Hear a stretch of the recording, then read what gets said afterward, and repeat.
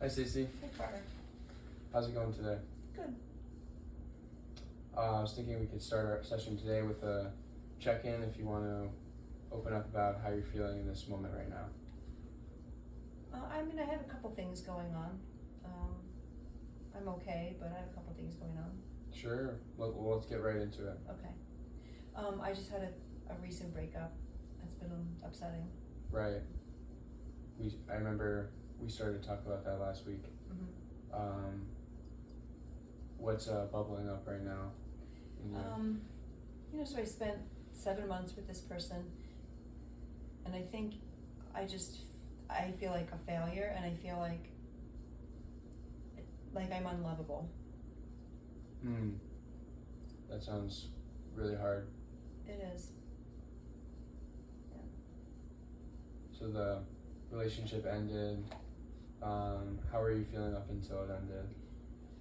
I was feeling pretty good. It kind of was a sucker punch. I didn't see it coming, which is inherently embarrassing to begin with, that I didn't pick up on cues.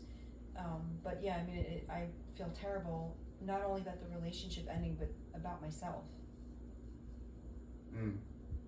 That's a very understandable reaction. Yeah.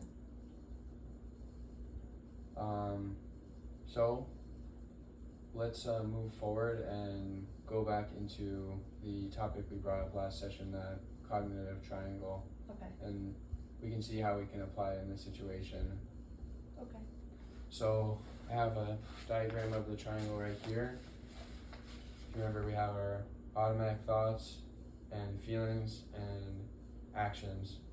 So it sounds like after this really challenging event, it sounds like after this you're having some sort of self-defeating thoughts.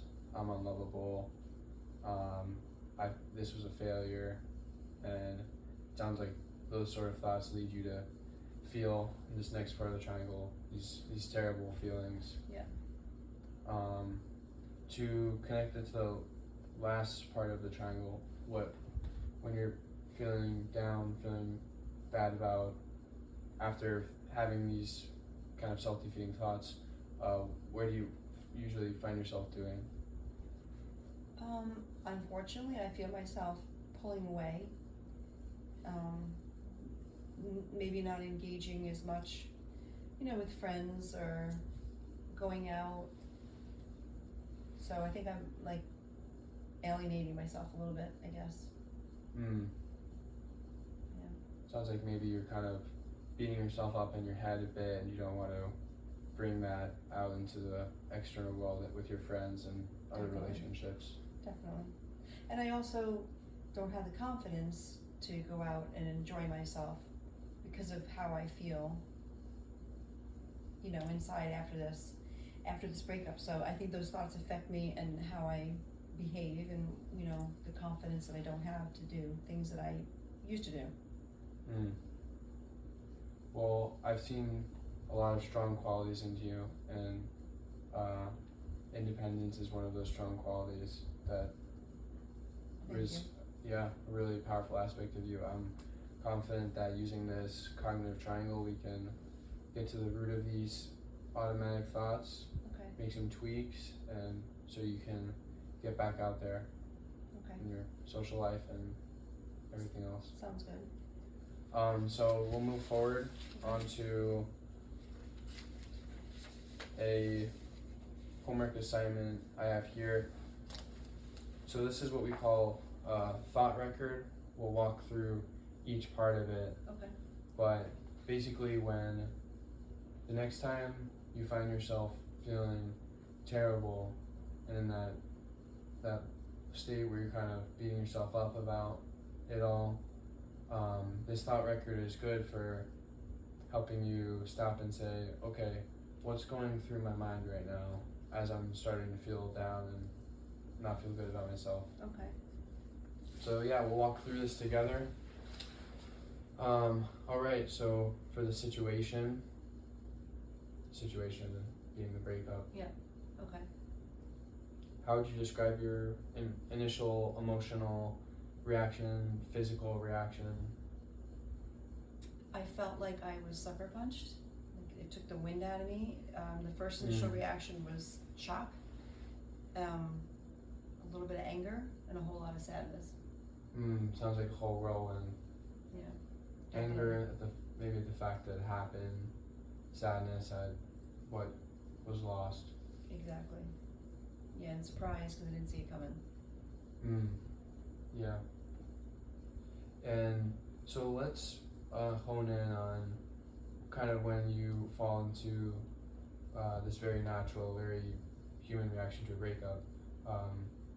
So instead of right after it happened, Okay. kind of during your day when you find yourself back in that state, can you describe that sort of emotional reaction?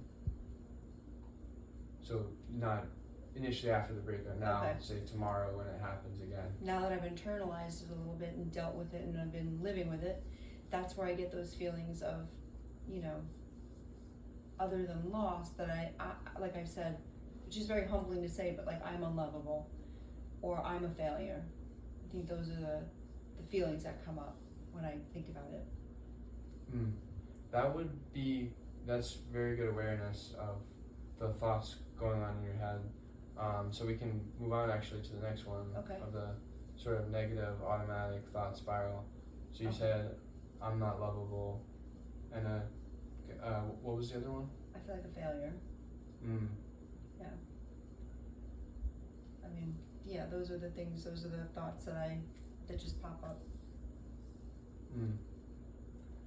Okay, so this next two steps kind of helps us break down these thoughts. Okay. So instead of just kind of letting them take a swing on us, we can break them down a little more, get to know these thoughts. We'll mainly get to disprove them, because a lot of times our automatic thoughts aren't based in reality, it's more based in an emotional reaction. Well, that's good to hear because they feel real. So I take comfort in knowing that. Yeah, totally. So, what is your kind of when you have these automatic thoughts, what is kind of the evidence that makes them feel true, you'd say? The fact that I'm alone, the fact that it didn't work out, and the fact that at my age I am single because I have had other failed relationships. So that's the proof that I have. Right. Totally. Okay, so for supporting evidence, the fact that your last relationships haven't worked out. Correct. Understandable. But now we'll move on to opposing evidence. So it may be true that your last couple relationships haven't worked out, but that here we'll look at that doesn't necessarily prove I'm unlovable. There are so many factors that go into a breakup. That doesn't prove that I'm a failure.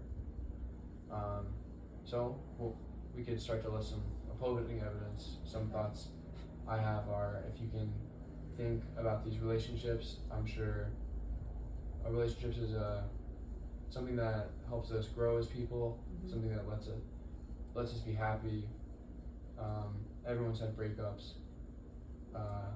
So what I'm trying to get at here is that I imagine there were positives in these relationships, even though they didn't work out. Yeah, I was married for 22 years, and I think that even though it ended in divorce, it was still a success to have lasted 22 years. I have 3 incredible children that came out of that union, so there definitely were positives for sure. Yeah, so I guess those are some successes. Totally. Having children you have positive relationships with, you feel proud. It sounds like an important part of your life. Yes, those are very successful relationships. I'm very close with my children. Amazing. That's really great. Yeah. Right. So that directly opposed. Well, in those 22 years, would you say you were in love and happy? And not to say no relationship is always perfect, Right. but were there moments where you fell in love and happy? Absolutely. Yeah. So I'm hearing here some evidence that you're not unlovable because you have been in love and you have been happy with another person. I guess that's true. Yeah. Yeah. Well, it's nice to think of it like that because I think I forget that So I guess I should remind myself of that a little bit more often. Yeah, you're capable of it. You know what it feels like to love. Mm-hmm. That's true. Awesome. Yeah. And this next box we have a balanced alternative thought is, what is a thought that takes into account both sides of the supporting evidence? Well, it's true this relationship didn't work out and it hurts, it is unpleasant, but let's also hold that with also the opposing evidence. I have loved successfully, it has brought about major things in my life that make me happy. So what kind of thought could we, next time we have this thought of I'm unlovable, is a kind of a balanced thought that kind of takes the full case into equation? I mean, that maybe because this one person doesn't love me doesn't mean that I'm not lovable. I mean, I think that's reassuring to look at it like that, okay, this one didn't work, but I do have love in my life. I need to remind myself of that. Yeah. I love that. This relationship didn't work out. It hurts that it doesn't work out. I'm in pain, that's valid, but that doesn't mean I'm unlovable. I have loved before, I have love in other areas of my life. That's true, yeah. Awesome. And this last box we have is outcome and learning. So what can I learn from this to preempt the situation in the future?